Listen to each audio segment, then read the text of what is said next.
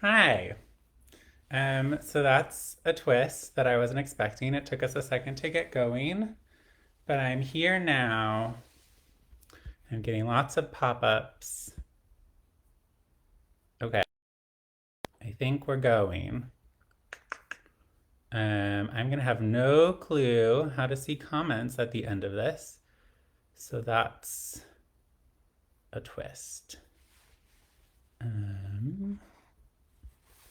Okay, I'm gonna read a poem.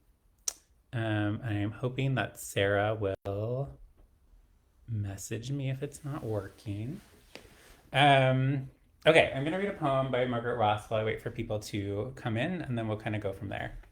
And we'll see. Sorry, there's been a kind of a technical snafu. Also, my Zoom screen is bigger than this screen, I think. Okay, cool. So I'm going to start off with a poem by Margaret Ross called In Parts Unknown. I've been thinking about individual poems, and so I think this is a really good book for that. Like thinking about how like the space of a single poem. In parts unknown, then any sense of where we were gone. Then gulls like paper angels sat on their masts for a while. Foam on the water-laced maps whose every route unraveled, then unraveled. Routes retraced as frothing monsters, sketched in the margin by faith that fear took forms men had devised for it. Where does the time go? Steered by balancing his thoughts against imagined ground, in this way holding it steady, open-winged as beach moths pinned to carry home for evidence.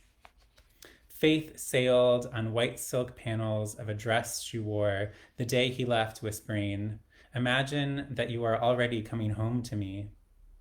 If not angels, then specimens of lichen pressed inside my book, imprinting wingspan silhouettes against the words, appeared to me in an excess of mind, in a dream, before the doors, in fainter colors than nightjars outside this window carried by wind towards trees tall as ships. Not only hours, but miles can be rigged like this to vanish under cell phone towers, extinguishing the ground you would be forced to cross to speak with me face to face. There isn't time enough. Make the proof yourself. Each grain is the head of a nail pinning nothing to nothing, by which I mean holding the time up. That ticking is just static. The clock is waiting to ring. The shore they reached finally was sifted grain from their dreaming eyes. Can you hear? I'm saying I believe every step.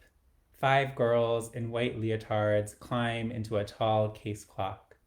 The door is shut. The clock is spun around. Then a small boy pushes the pale face out, and the glass case where the brass spines swing, he pushes it out, sets these parts on the stage. Then, seeing the spare wood frame is hollow, slender as a wrist on every door, on every side, a door, or here begins the book of visions. Imagine that you are on the road to paradise. Okay, so now I'm gonna do an introduction because I think a couple more people have gone on. So the robe is it looks better now that it's like sprawled out over everything, but it is so big I like would never be able to wear it. I cannot stand up and move around in it. I would immediately fall. But it is shiny and nice, and I'm appreciating that. So shout out to Ruth Awad, who had a version of this robe, and I was inspired by her. I'm gonna read a couple of poems.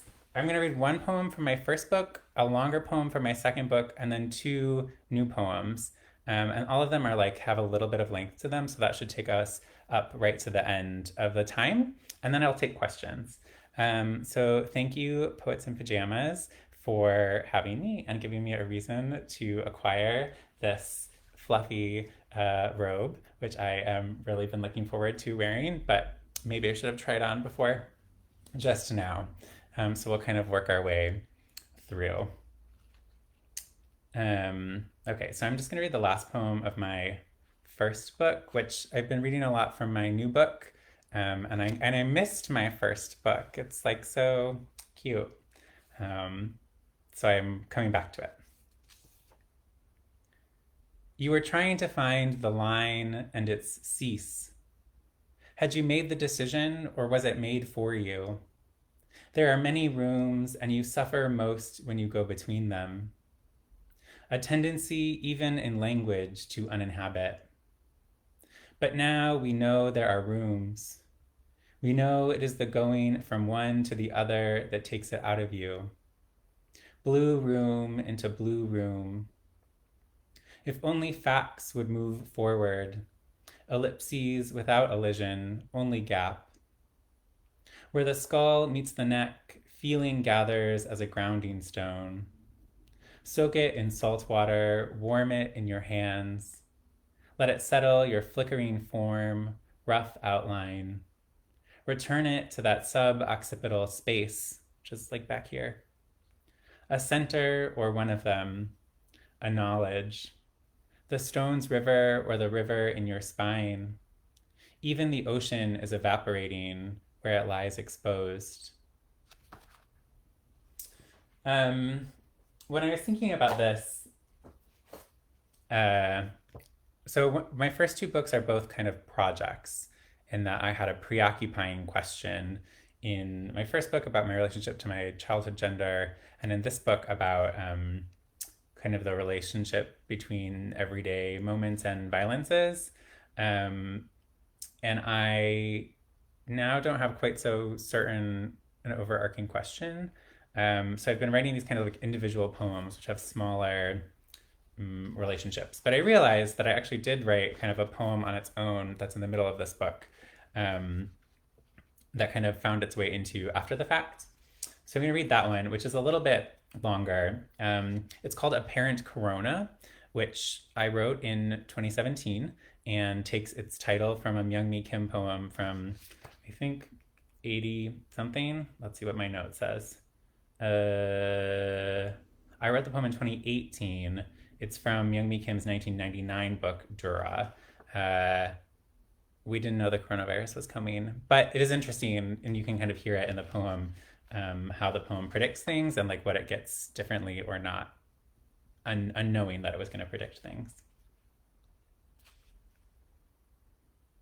First name, last name, harm. First name, last name, death. Flowers are beautiful. This is heavy. Someone else will drink the wine. First name, last name, prize. Snow falls as rain. Mucus accumulates. A plan 1 year in advance. Feeling of belonging to the imminent past. Sphere blue with futility. Face ruptures. Stress thump, strange fullness. The heat turns on. White footpath. Diamond circle. Brain and skull. Vanishing steps. There is no obvious correlation to the poem. Bloomed skin, red rash, and allergic. Illicit profusion. Each chapped lip takes in dust. I have to emerge into the world. Small series of replacements. Quotidian effect of pain. I wake up tired, the failure laying down to sleep. I throw what little energy I have left at the wall. The scars in continual rupture, open mouth, lip and whitehead, the human skin regenerating cleanly. The scar erodes. How is it a virus is not contagious? Little bloom, little archipelago under the skin. I Google thrush. I Google anxious death. I seem to be truly changing. It is not twilight. Other names are fear or grief. To move on and through a feeling, the feeling must be honored. Some encounters could have been avoided. A scream. The screen shakes. I am not crying. I want this blurred hour to continue. New room. I felt as if a stranger walked through the wall. The heart rate settles. The heart rate rises. A time span holds sadness. A shape like a holster. Okay. I'm going to just make sure there's no alarms. Okay. In the chat. So, right. So I've been writing these kinds of individual poems, and I've been trying to figure out what to do about them. And so these are two very new poems, and we'll see afterwards if I am so embarrassed, then they're not good poems. And if I feel kind of okay, then they're kind of good poems, maybe. The first one is, I watched, I'm going to butcher this name, Jean Cocteau, a French filmmaker, his version of Beauty and the Beast for the first time last weekend, which is a movie everyone has been telling me to watch for like ever. Shout out to Cindy for being the first person maybe in a while, which they were totally right. I should have watched much sooner. I adored it. I think it's like incredible. So I wrote this kind of weird long essay poem about La Belle et la Bête. I don't speak French, so all French names and French pronunciations are purely my own invention. A scene of a film is like the line of a poem.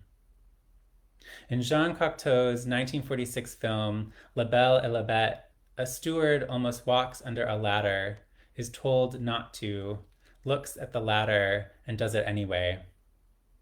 This is one of the few superstitions that, in my own life, I adhere to. I knock on wood.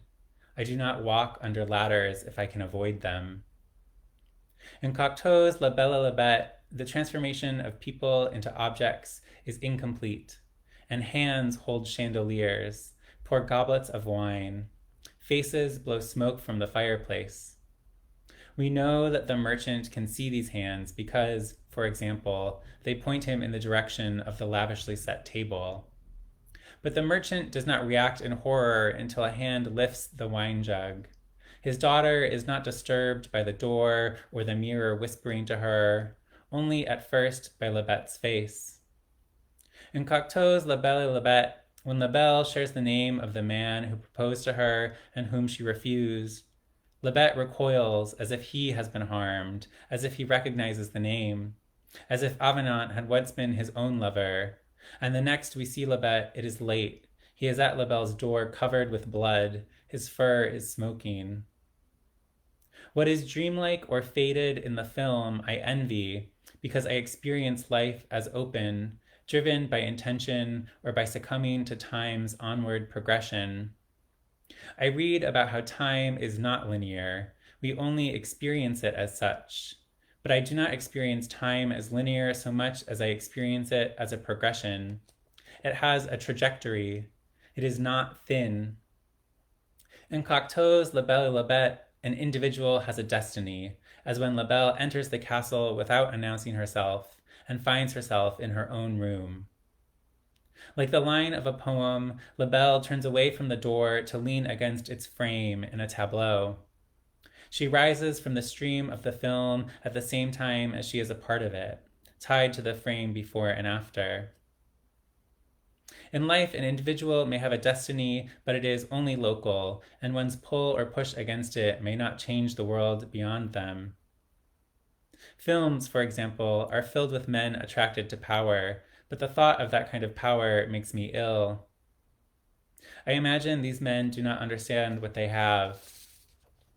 After watching Cocteau's La Belle et la Bête, I practiced saying Cocteau's name aloud. I might still be saying it wrong. I have a hard time believing speech can be provisional, that each word is not a spell of some kind, even though I spend an hour each week saying things out loud simply to learn how they feel, whether they feel right. i.e., what happens if I say that my name is not, if I say that I am not. In Cocteau's La Belle et la Bête, La Belle puts on the glove to return to La Bête, but immediately realizes she has lost the key and returns home for it. With magic, nothing is lost in going back and forth almost immediately. This is something the fated and the real have in common, that it is not terrible to spend time only briefly in a different place, to crouch only to rise, to walk through the wall only to walk right back through it. Hello, I practice saying. My name is... My eyes are closed. I am combing my hair. I do not have an immediate sense of correctness, nor one of discomfort.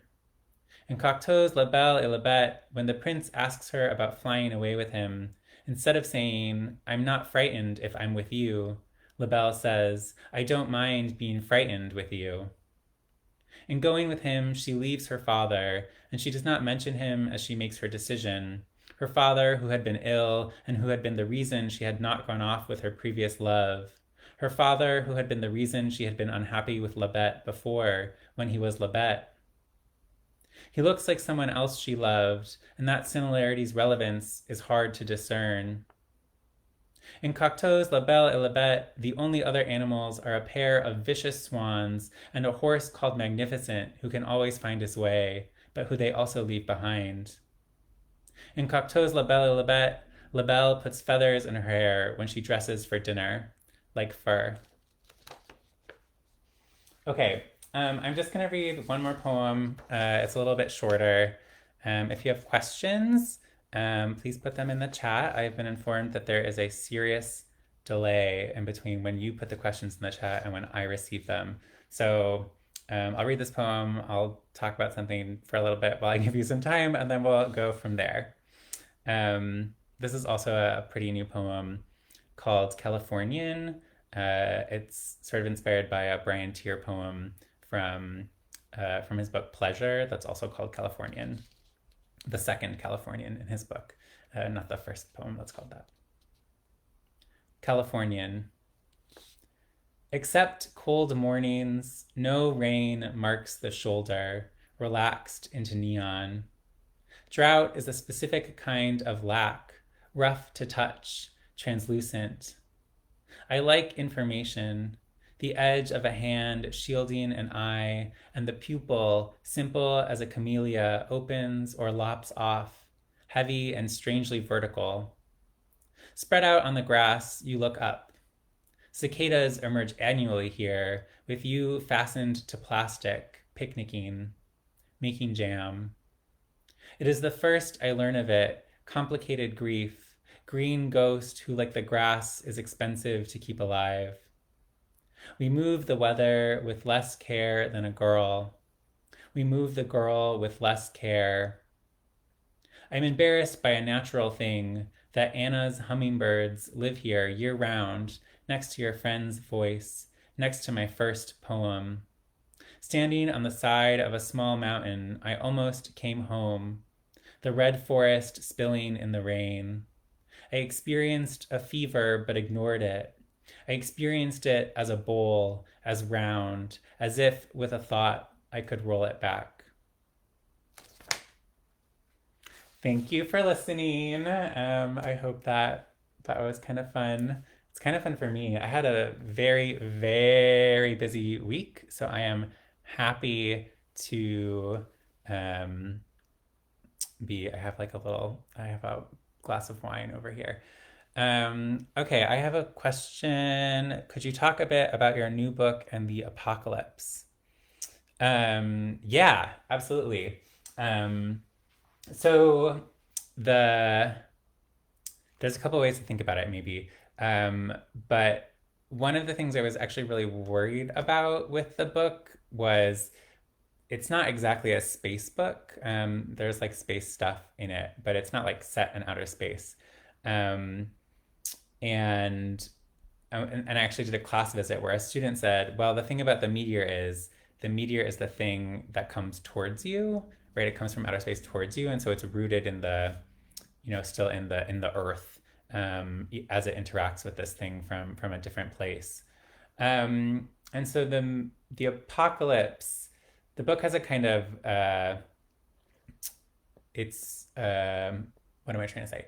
The book has a pretty doom and gloom approach to the apocalypse, which is not necessarily always how I feel about it. But the apocalypse, the imagery of the apocalypse, kind of um, works at different scales. And so one of the things that the book does is that actually the apocalypse unites different scales of harm, but also of like individual. There's like a sense of connectedness, I think, that happens out of it, in the sense that if bad things are happening to everyone, that's like actually a kind of interesting level of solidarity potentially. And so the book is kind of interested in an array of bad things that are headed towards us, and trying to figure out like, okay, if it's not you now, it might be you next. And so like, how do you, the only thing to do in that situation is kind of to um, band together. And so it's not the same thing as empathy,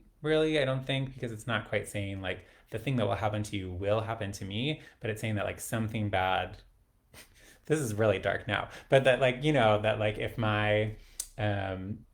something bad could happen to someone else in my community and something bad could happen to me, those maybe won't be the same axes of violence, but they're both still violence. And so then there's actually kind of a solidarity possibility there in the face of that kind of apocalypse. Um, Also, it was really hot that when I was writing these poems, and I didn't have a great air conditioner. And so that's a pretty mundane answer, but that also was a thing that happened, is that the book is a lot about heat. Because I was trying to figure out if I had to leave my air conditioner on all night and risk sleeping through my alarm because my air conditioner was so loud, or if I would not be able to sleep if I didn't have my air conditioner on, which is a pretty different angle on it, but also a really, I think temperature. My first book is kind of a winter book, and this was like a summer book. So, which are the only two seasons we have left. Any other questions?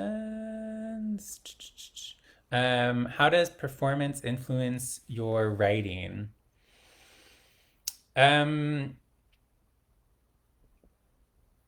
I also have written some kind of strange plays in my time, and so I think that that's the um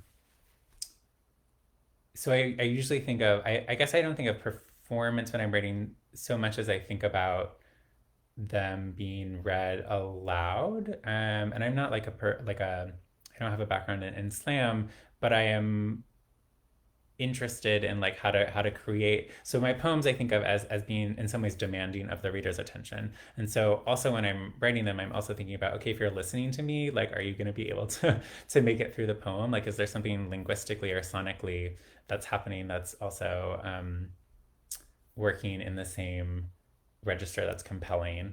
And the plays that I wrote are, they don't really work as plays. They were like pretty unstageable. I workshopped them in a playwriting workshop, and I was told in sort of no uncertain terms that they would be unstageable. So, um, but that's kind of interesting to me, right? Like, I think, theater people are so creative, they could figure it out. Um, Tell us what you're reading these days. Okay, so this will be the last one, and then I think I'm over time. What am I reading these days? I am in the middle of a novel about Egon Schiele called Arrogance by Joanna Scott, which is really good, although it is pretty dense. Well, it's like linguistically dense, and there's not necessarily a lot of plot, very mood based, but I really am kind of enjoying working my way through it. I just read Chakube Donlotti's Semiotics, which won the Cave Canem Prize last year. It's a book of poems, which I really loved. I feel like I should have a third. Oh, and I just read, shout out to Autumn House. I just got like their two most recent books, which are Dennis James Sweeney's In the Antarctic Circle, and Ada Limone's the kind of republication of her first book, Lucky Wreck. And so I'm in the middle of those, both of which I am quite enjoying and all of which I recommend. Okay, that's all I got. Thank you so much for listening to me ramble and bearing with some technical difficulties. Send me an email or a DM if you have a question that I didn't answer. Much love and gratitude for Poets in Pajamas for having me. And I think the next one is maybe not next week, but the week after. Although don't quote me. Go check the Poets in Pajamas page, and you can see when the next one is, which I think should be pretty good because I think it's Brodie Parish Craig. Okay. All right. That's now I have to figure out how to end the live video. Oh, I found it. Okay. Bye.